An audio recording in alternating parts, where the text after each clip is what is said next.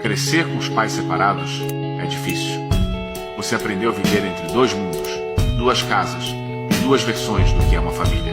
Aprendeu a arrumar a mala, a se adaptar a cada lugar, a equilibrar amor e lealdade, sem magoar ninguém.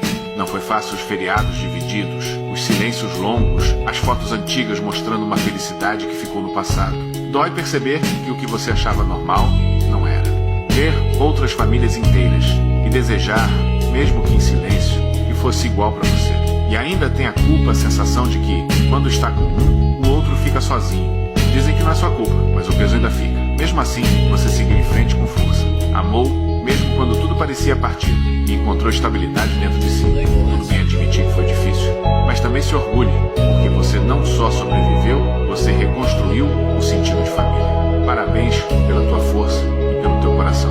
Você é a prova de que a beleza pode nascer da dor e de que tua história importa mais do que imagina.